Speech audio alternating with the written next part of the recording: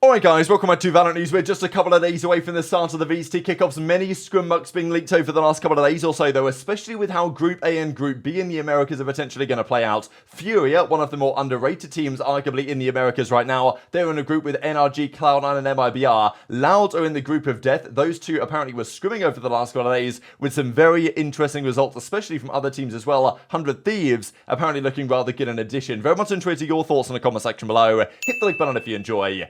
Subscribe if you're new as always, I would greatly appreciate it. This I thought was pretty comedy actually in the poster put on the timeline here with Durka. We've also got Evil Geniuses though. They're getting ready to go for the new season. Here's Derek locked up and locked in. It's kind of funny that, you know, they use locked up right. Because again, kind of saying like, look, I'm stuck in contract jail type thing, which seems to be what everyone at EG is saying right now. They also do their own video, established 1999, welcome to our villain era. So, you know, they're gassing up what's going to be happening going forward. A new era, Jorgamo, you know, obviously they confirmed their team and everything, and we've known their roster for some time here, but Nature, of course, Superman back in business, pretty cool, and Apoth as well, rounding out the team. So, you know, Potter, of course, head coach. So, you know, they gas off, of course, their World Championship victory. It's a rather new team going forwards, but as they say, welcome to our villain era, which, like, I don't think they had to work particularly hard to craft it, because, you know, they crafted that rather naturally. Few other big updates, though, to mention here on, firstly, the VCT Pacific. It's a general feeling of mine, personally, that there is too much downtime between maps.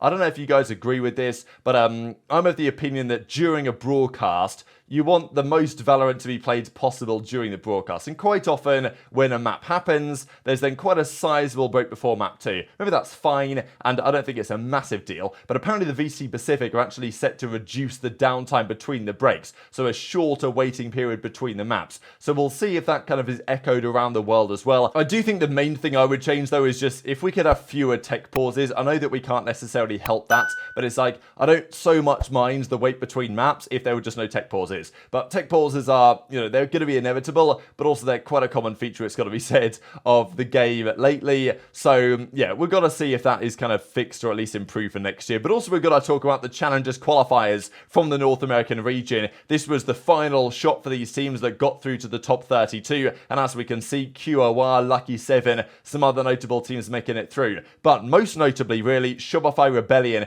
I didn't expect this team to make it through and qualify for Challengers after what they did, you know, the first qualifier, but I didn't expect them to go out in top 32, I'm not going to lie. They went down to the Mochi fan club here. This is a 2-1 series, so a pretty close series, but, you know, players that, you know, I'm not too familiar with, Doggo, for example, here. Several Vietnamese players here, actually. They lost the Lotus, they then won the Ascent and went down on the Breeze 13-5 in the end, and then in the losers bracket, they went down straight away to a team called 5 Donkeys, which is like, I mean, it's quite incredible, right? Shopify Rebellion, the best team in the world in Game Changers, but, you know, when it comes to playing in this kind of tier 2, tier 3-ish level, just not good enough. And there's questions as to why, there's questions as to whether that could be changed. There's people saying, and maybe understandably, that because SR forms such a powerhouse, really, and broke up other teams in the process to form, okay, it's version 1, now it's SR, the roster they did, but they don't get the good practice in Game Changers because they're better than all those other teams, so they're not really improving at the level that other teams potentially are in other side, and there's questions as to whether these players could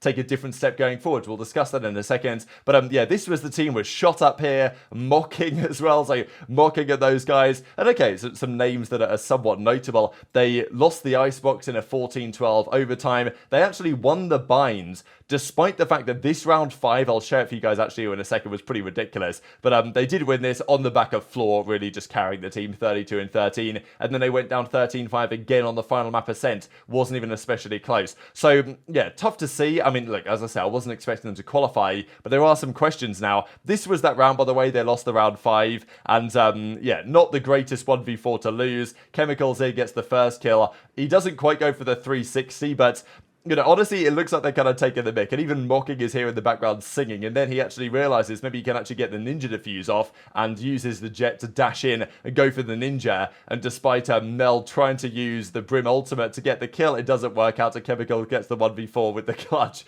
So, yeah, not a round you really want to be losing. Take it home, I cry all night, I work it out inside. Oh. No way. Wait. Oh my god. Oh my god. No fucking way. Wait. And Floor, of course, played well, but as it's said here, back-to-back years losing in embarrassing fashion. GG story played maybe another time, and obviously Mel follows up as well, saying back to the drawing board. And I guess the question is for these girls, like, will they stick it out as a team? I mean, why not? I suppose. Keep playing game changers, keep winning the prize money. But there's been talk from other players, of course. We know that Bob qualified game changers player through to the challenger side.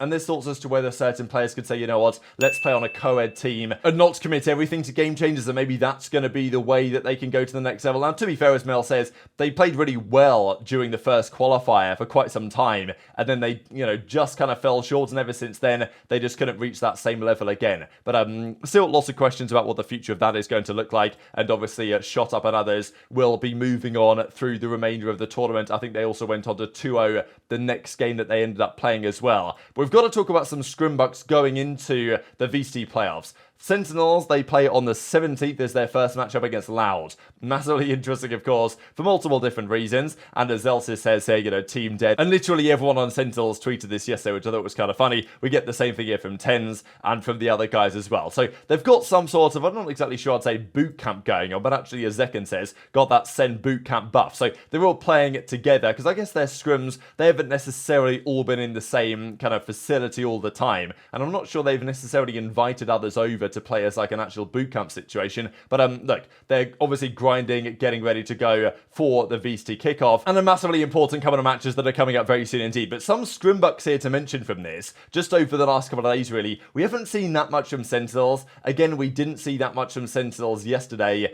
And the numbers in the Scrimbux, especially at this point in the season, I think are somewhat less relevant. When the team is first forming, the Scrimbux, I think, mean a little bit more, just because that's kind of a bit more of a show of the raw potential of a team, whereas now the team is locked in for some time. We've known what the rosters are going to be, and therefore practice and scrims are less about winning rounds. They're more about trying things and trying to improve in certain areas, whereas when a team is first formed, it's pretty much about, okay, let's try and win and see if we're any good. So Scrimbux results when this Sentinels team was playing up against, Paper Rex and these other teams during Champions, which we believe that they were doing really well in.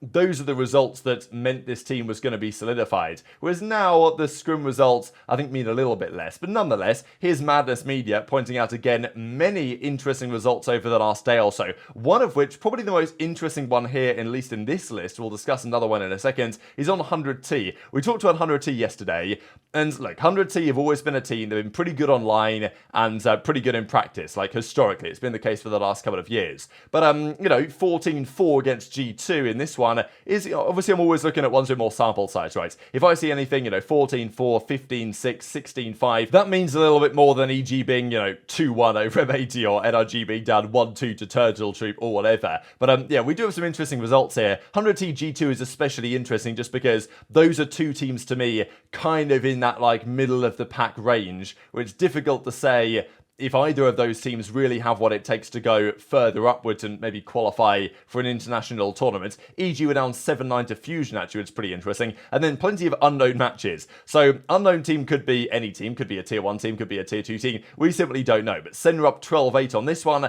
They were down 7-12 in this one. They were down 0-3 in this one. But of course, small sample size there. And then 100T, 4-6 down to NRG. So, interesting to see those two teams going at it, right? We have some from Lev here, we have some from Sentinels, some from Cloud9, 16-5, but against unknown teams, it's really difficult to say because if you have no idea what the strength of the opposition is, then obviously it's somewhat difficult to analyze here. A couple of those screenshots actually, so Boostio and the boys up against, 14-4 here up against G2, and also this one just quickly, NRG versus Boostio and the 100 Thieves guys, 6-4 to them, but of course only a few rounds. This was the other one that I wanted to mention for you guys. So, Tens tweets this out, and then David says the following: Pancada should be in the first team, you guys, or it will be crushed by Loud for this reason, right? So, of course they're going to play, and that's going to be quite fascinating because Pancada, formerly of Loud, now of Sentinels, but not really of Sentinels anymore. He's on the bench. He's possibly still out there in Brazil as it stands. But the question has been, are Loud going to be any good? I mean, they should be on paper, and I think they're probably getting somewhat overlooked by the community in general. Like, Loud have still been a dominant force in the Americas for the last couple of years. but losing Aspas has got to be a big deal. Like, that's got to sting to some degree, and I think that it will. So then we saw this come around, which was a screenshot here, which wasn't included on that previous one, but with Furia 13-5 up against Loud. So Loud, this is their coach, by the way. So yeah, 5-13 down. Thought it was definitely interesting because, again, I think Furia are a team that are getting maybe somewhat overlooked here, to be honest. I mean, I think they've got some really talented players, Furia, and I don't know, for me, that's maybe not the upset team precisely, but if I had to pick like a dark horse team, I think Furia might be the team that I would go for because, you know, there's lots of teams in that kind of 5, 6, 7, 8 range. And Furia may be one of those with the talent to actually take it to the next level, to be fair. But I thought it was interesting to note that, you know, Loud, there's been lots of talk, really, because Sadak says they're getting overlooked and they're going to be better than people expect. Of course, they play Sen round 1, which is a massively important game. And arguably, the victor of Sen Loud will be at least one of the teams that qualifies through the group, because I'm expecting Lev to probably qualify as well. So I think often it's probably going to come down to Sen versus Loud to decide who gets through that group, actually, and who gets a chance to qualify through for Masters Madrid. So we'll see if this means anything. Of course, it's only a scrim, but it would be quite fascinating if Loud are not the best Brazilian team come the start of the season. Now, thinking about Valorant Tier V, he has a rather different approach. This is his tier list he comes up with. MIBR, by the way, at number 11 here, which is, you know, fair play to him going for a tier list which is somewhat out of the ordinary. I definitely think it's very controversial. Like, as I say, I do think maybe Loud are getting overlooked somewhat, but I don't think I'd put them not anywhere near number 1, but I definitely wouldn't have them first, I don't believe. Then he's got NRG, Lev, G2 over Sen. I mean, this is another one that I think, like, G2 over Sentinels, I really don't know where we're getting the evidence for that from. Okay, maybe he's right, but I don't really see it personally. Sen have proven more. G2, sure, they won Ascension, they've got talented players, but I don't personally expect G2 to be anything more than like a solid middle-of-the-pack team with some decent upsides, given the roster they presently have. Definitely, I think over Sentinels is quite the prediction. You can think them as a dark horse and an underdog, but yeah, over Sen I thought was quite the prediction. And then, you know, Furia down here in 10th. I do think that's underestimating Furia as well. I think they'll be better than this, but you know, they might be madly inconsistent, Furia. I wouldn't be surprised if they are, but I think at their potential, Furia can actually do some damage here. So very fascinated to see how things actually go once the season gets underway, but very much interested your thoughts on all this stuff in the comment section below. Hit the like button if you enjoyed, subscribe if you're new, take care, and I'll see you next time.